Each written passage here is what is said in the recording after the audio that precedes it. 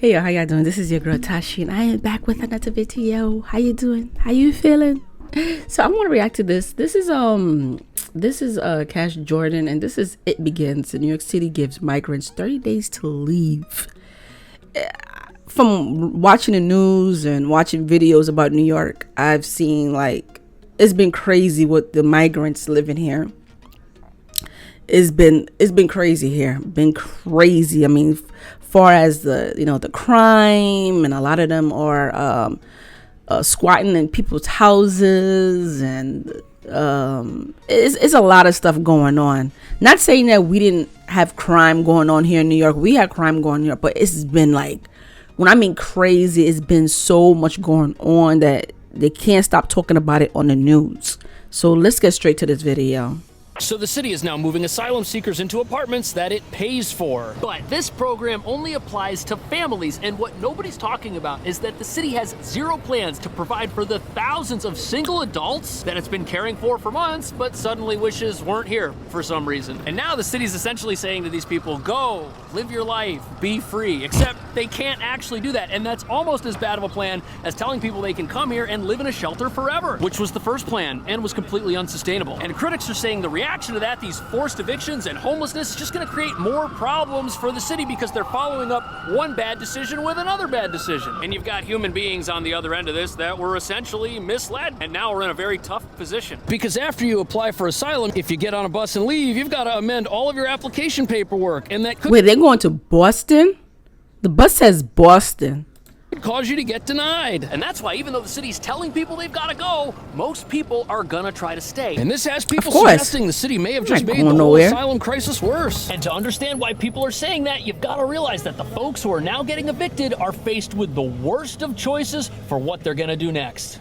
So this here is the St. Bridget Academy. It's where people who've been evicted from shelters can go to either reapply and try to get an exemption, or where they can go to get a plane ticket or a bus ticket anywhere in the world. But since you can no longer reapply for shelter, and the only thing most people are going to get from here is a plane ticket somewhere else, there's no one waiting in line behind these barricades. And this is quite a different scene from how things have been in months past. And it makes you wonder, if people aren't able to get housing here but they want to stay in the city, where are they finding places to live? Here we have a business owner who's got an apartment that they've set up for people who can't get help from the city anymore. But the reason he's on the news is because his last shelter was in an illegal furniture store with 70 beds inside of it. Wow. A commercial space like this, no one's supposed to live here because it's not an apartment, but it had been set up with bunk beds and sheets and everything. People were paying $300 for a spot in a bunk. I've seen this already. I've seen that. That is crazy. And he was charging them.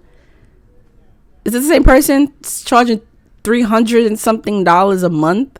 Someone snitched, because how did they even know they was in there? So the new total, 184,000 asylum seekers, and the news reporters speculate more people are coming. And that's likely because even though the rules for who can stay in a shelter and for how long have changed, New York is going to remain a top destination for those seeking asylum. Because even though the city's only letting people stay in shelters for 30 days now, there's still a massive support network here for people who may not speak the language and need help filing paperwork. And look at all the different languages the instructions are written on here. This is an international city, and there's a very good chance folks that come here from somewhere else will be able to connect with a local community that can help them throughout this process as well. Which means even after all these changes to the shelter system, New York is still going to be bearing a lot of this crisis. And the more I look into this crisis, the more it just seems like a total trap for the very people it's supposed to assist. For example, how are 70,000 people who can't work and who may not have a college degree or even English proficiency, how are they supposed to get a job to afford the expensive rents here? And on top of that, the city's own housing laws that are supposed to protect vulnerable renters have an unintended byproduct of disincentivizing landlords from taking a risk on folks who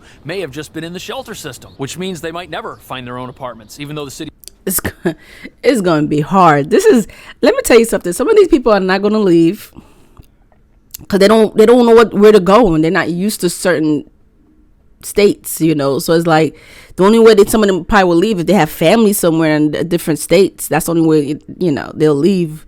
But some people don't even know where to go. They want to start new lives, and they figure New York will help them, but 30 days in a shelter? You on your own. You got to figure it out. This is hard. So the problem that a lot of asylum seekers have when they look for an apartment is that New York is so pro-tenant.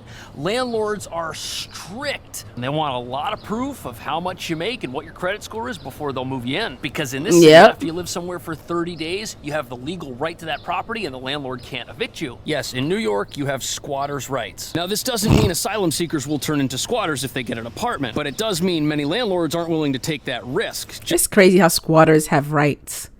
This is crazy. This is crazy. Just in case it's there. And these laws that are supposed to protect people actually make it harder for the needy to find a place to live. And it's enough of a nightmare for people that are born and raised in this country with a full-time job and a salary and established credit to get a place. Oftentimes, people that make enough money for something will get told no for having less than perfect credit. And what if you've just moved here? You don't even have credit, and now the city's telling you that in 30 days you've got to go and find a place? And how is someone with an off-the-books job at a little restaurant supposed to prove they make enough to afford rent? And compounding this problem for asylum seekers is that New York is in the middle of a housing crisis. Only 1% of the city's apartments are available to be rented. And now people are being told to leave a shelter and go compete for apartments against somebody who works at Google and might want to rent that same apartment. Is it exactly why people are winding up in abandoned storefronts, paying money to sleep in an IKEA bunk bed with 70 other people? Terrible, horrendous option, but people are actually finding help in one of the most unlikeliest of places. So there you have it. The sad fact of the matter is that no matter what the city tells people to do, their ability to do it in America's most expensive city, where rents recently hit $5,600 a month, is probably impossible. Even folks living here that make $100,000 a year are only left with around $36,000 of spending power after taxes and rent, and most of New York is broke. And it's not just that rents here are insane and unaffordable. When you go to the grocery store and you try to buy something to feed yourself, that costs more as well, because the rent for that business is expensive. All of the fees the business... Did you see the price on that turkey slices? Did you see the prices? $6 and change. I remember that used to be $3 and change.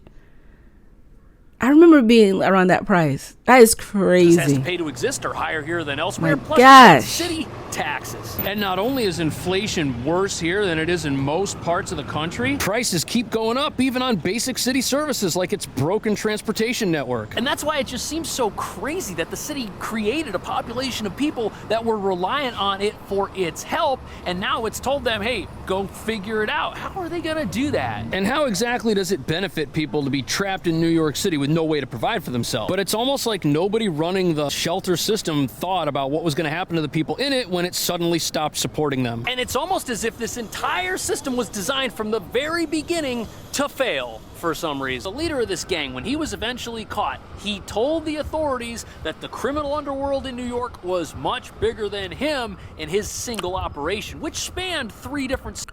I mean, at least he's honest. I believe him, though. It's way more bigger than him.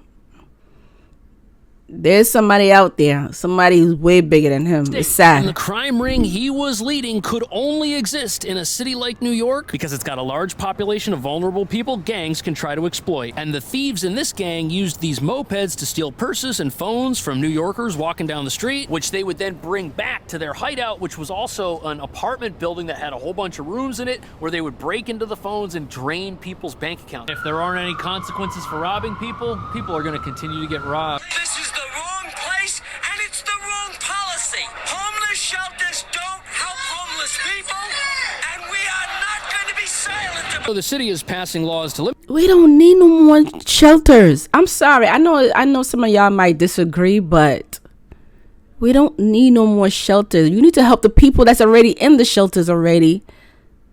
You don't need to be honest, if I live somewhere in a nice neighborhood, I wouldn't want a shelter built in my neighborhood. That's just me. I'm sorry. Because I'm not I'm not judging anyone, but you don't know what type of people you're going to have in your shelter. I wouldn't want them hanging around in my neighborhood. I'm sorry, because the crime is going to go up, okay? I remember where I used to live, we didn't have a shelter until one day they started building shelters, and let me tell you, it was crazy that every day you will see cops patrolling the neighborhood because there was so much crime going on, and I'm like, it was getting ridiculous. But yeah, I don't blame them. I don't blame them. Nobody wants shelters in their neighborhood. Okay. And we don't need to build more shelters. We don't need to build more. We truly don't. Limit shelter stays. They're still expanding the system by renting out new buildings and signing new contracts whenever they can. And I don't want to see people who have nothing ending up on the street. Me neither, terrible, but how are we going to succeed in New York if we expand a system that makes people homeless? And are systems like this leading to good outcomes for people? Or are they actually trapping people and messing up their lives further? Building more shelters, it's not going to help anything. It's not gonna help much, you know. Is it really helping people though? That's the thing. Is it really helping? So comment below, let me know how you feel about this. Make sure you subscribe to my channel. Just go down there and subscribe, and I'll see you later. Peace.